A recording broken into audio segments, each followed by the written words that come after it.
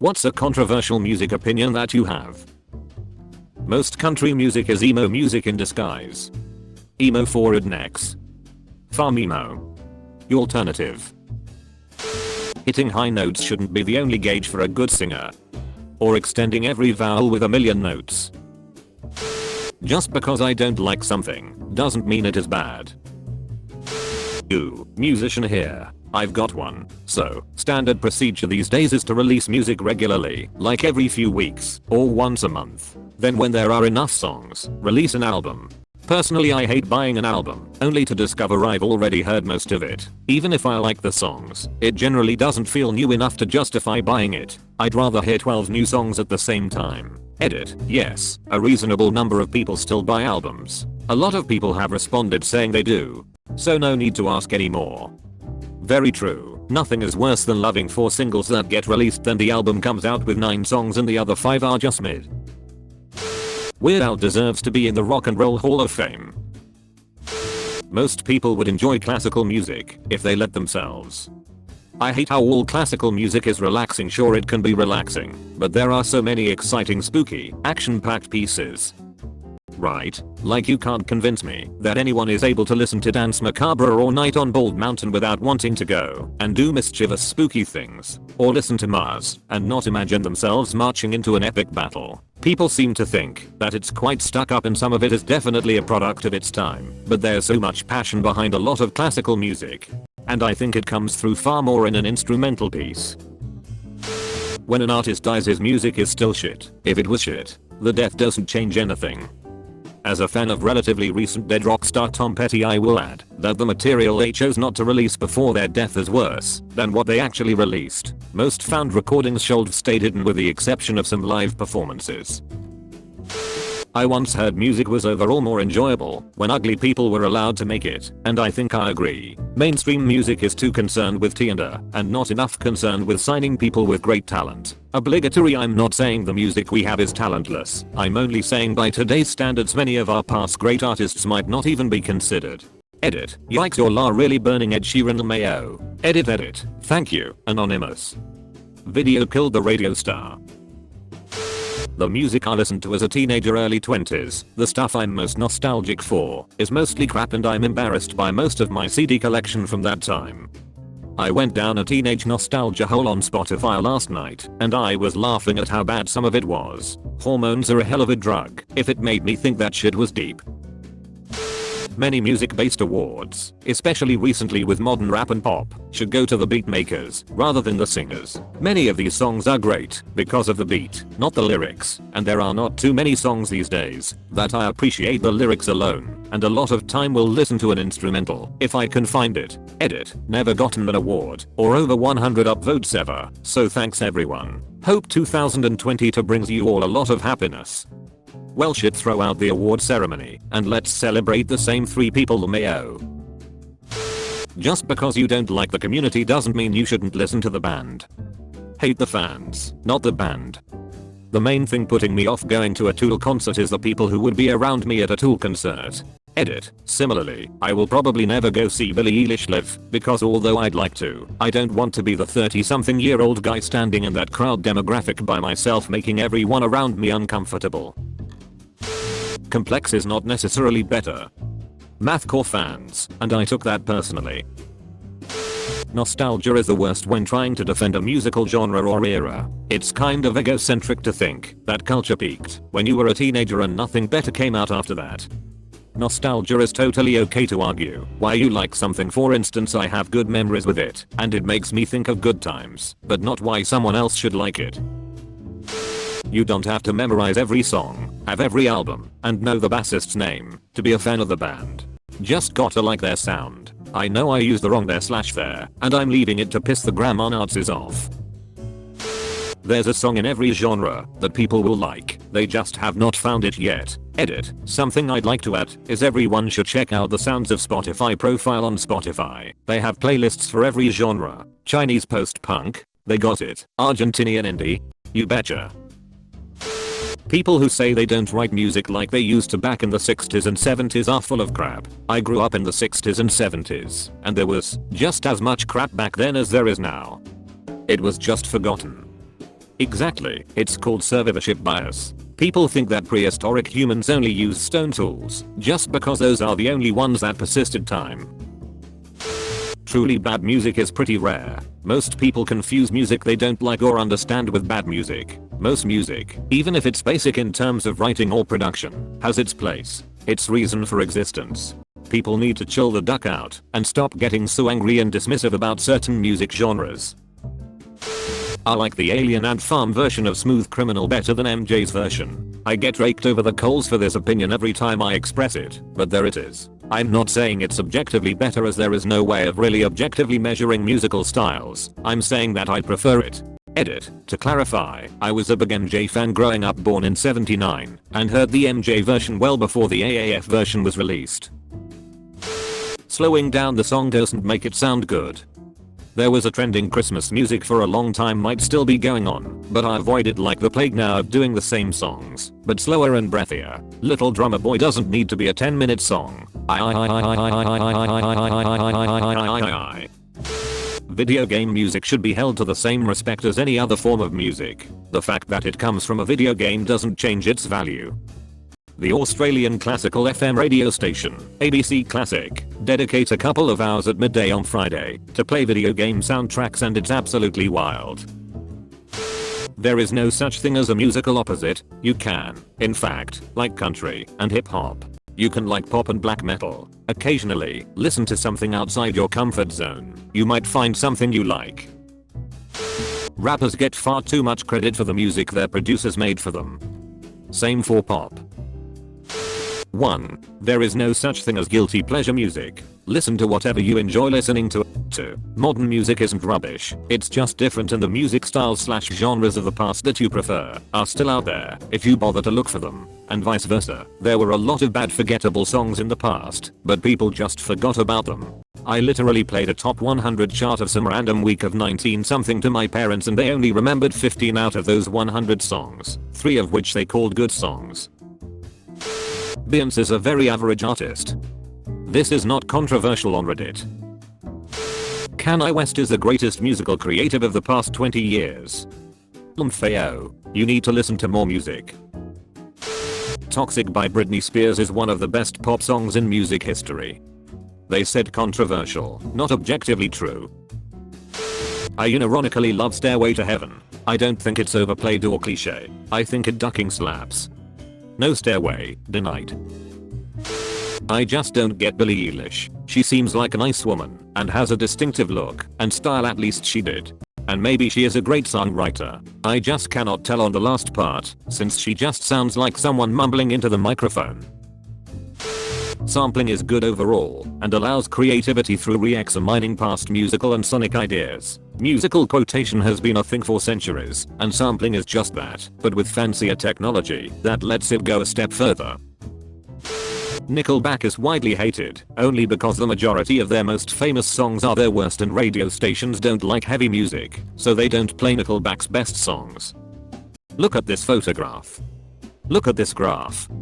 They are pretty pedestrian, but far from being as terrible as people make them out to be. There are far worse artists on the radio that really do suck that much ass. Hating Nickelback is basically an internet meme, just another bandwagon people jump on to reinforce the superiority of their own taste. It's okay to not like the Beatles. I would have hated Beyond less if her fans were not as toxic. Every piece of music exists for someone, even if it's just the recording artist. Pop punk is an oxymoron. Edit. I told you people were gonna lose their shit about this. Malternative. It's useful for describing a sound, though, isn't it? Pop has two meanings, whether one likes it or not. One is used to generalize a certain sound, and one literally means popular. Not everything that's generalized as pop is popular, so I disagree with that guy. You can write pop punk while also being rebellious and anti-establishment, or whatever. I unironically like Dave Matthews Band. Not to sound too much like Andy Bernard, but their non-singles are much better than their singles. Basing a liking them off of space between, and what would you say isn't fair.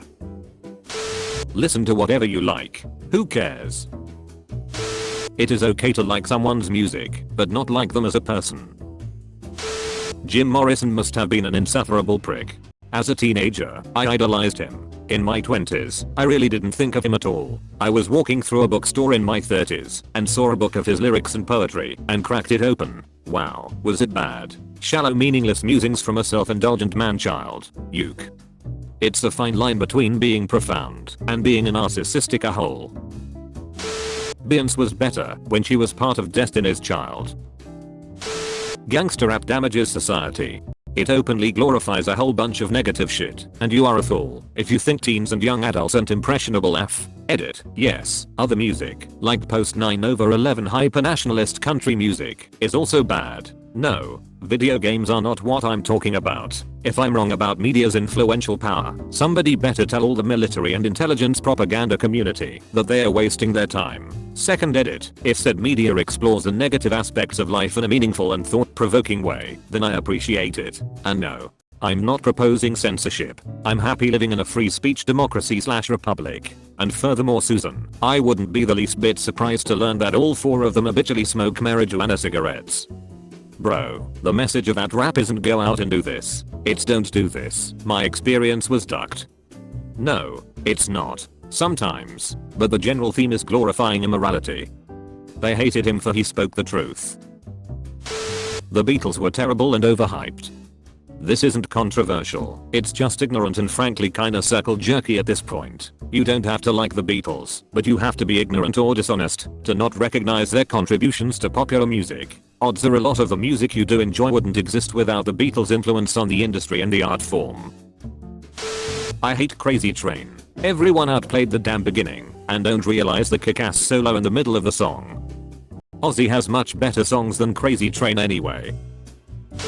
I don't have the attention span to listen to new Taylor Swift songs. For me it makes perfect study music. Long ass album, so I don't have to fiddle with the music and it kinda fades into the background after some time. Black metal has a lot of controversial history and a gatekeeping fanbase, but I think it is genuinely one of the most beautiful music genres out there. Always avoided it in the past because of how controversial it was, but really, most black metal songs I have listened to are about worshipping nature, dealing with depression, and contemplating our place in the universe. Very spiritual and introspective, and the music is also pretty experimental and ethereal. Yoko Ono had nothing to do with the Beatles breaking up. The driving reason was George Harrison was creatively stymied by the band. They said controversial opinions, not facts. If you see the new Beatles documental, you see how Yoko Ono just went to the practices and knitted. That woman was very vilified, it seems. As a musician, having your bandmate's spouse or anyone really around will always affect the chemistry in the room. Your personality and mannerisms are different in a romantic setting and professional setting. They're also different amongst certain friends and spouses. While it wasn't the driving force of their breakup like the media has portrayed, it's clear that it was a point of frustration for Paul. It was especially implied during the Harrison meetings when Yoko spoke more than John did. He even mentioned something along the lines of wishing Epstein was still alive around to say leave the girls at home, boys, to which Harrison instead did not agree nor object to. I still like Limp Bizkit. I remember seeing them at Sonosphere Festival and hearing loads of people talk shit about them. Yet when they hit the stage, somehow the better part of 80,000 people still knew all the words to their songs. Funny that. It's just one of those days. That the N-word doesn't belong in music. It's offensive no matter who says it. Its use adds nothing, and the idea that only black people can sing it is absurd. The word in its entirety should be removed from the English language. Edit. So tired of all the virtue signaling from a bunch of people who have no idea what I am or who I represent. I'm a black person, whose parents are black, whose grandparents are black, so on and so on all the way to the islands. The op asked for a controversial music opinion. I gave it. Based on some of the backward, name-calling BS responses I got, not to mention the absurdity of thinking I'm white because slurs were forbidden in my home, I win. I'm out to here. I hope that you all have a wonderful slur-free new year. Your opinion on how black people should speak literally does not matter. Why can't they just speak properly, head ass? White people telling black people not to use a word that white people used as a slur to begin with is hilarious. There's power in reappropriating a derogatory term. Every genre, all of them, has at least one good song. Metalheads are dipshits. There are good songs in any genre. Just because they're a gatekeeping idiot that thinks they're hardcore doesn't mean that, for instance, Adele isn't good or that Post Malone is bad. Stop. Source. I'm a metalhead. Metal evolved as a community of outsiders, but now has turned into a bunch of elitists sniffing their own farts. If it isn't strictly metal, then it's verboten and heresy. God forbid there are bands doing different stuff out there that appeals to long-time listeners and brings other people into the fold. Also, Sabaton is great. I love history, military history and power metal. Source: enjoyer of metal. I think the jaded metalhead stereotype only exists in the younger crowd. As metalheads age, I think we typically become more open-minded. Like, I love death metal, but Dolly Parton is one of my favorite recording artists of all time. Depends on the community, you ask, but hip-hop/rap isn't all about guns and violence. There are some very profound rap albums. Edit, since so many people are saying, well, it stemmed from these things. While you're not wrong, the point I was making was the generalization of hip-hop/rap. If you ask someone who isn't into this type of music, they would probably generalize it as all violent, when I'm saying that's not the case at all. Has nothing to do with where rap came from, it's where it is now, and how it's viewed as a whole genre. Not according to Reddit, there aren't.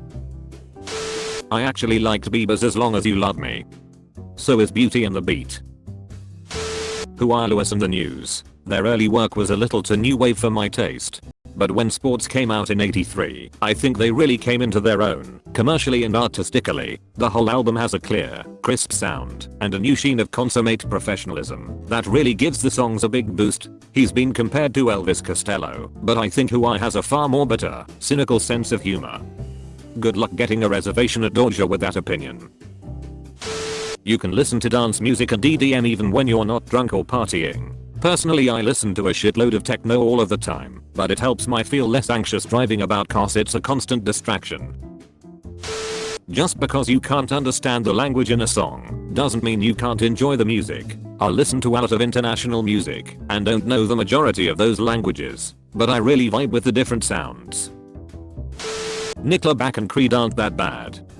Nickelback is the Guy Fieri of the music world. It's fun and easy to shit on their brand, but there's some real talent there, and by all accounts they're great people. Nirvana is mediocre and Kurt Cobain was an absolutely horrible singer.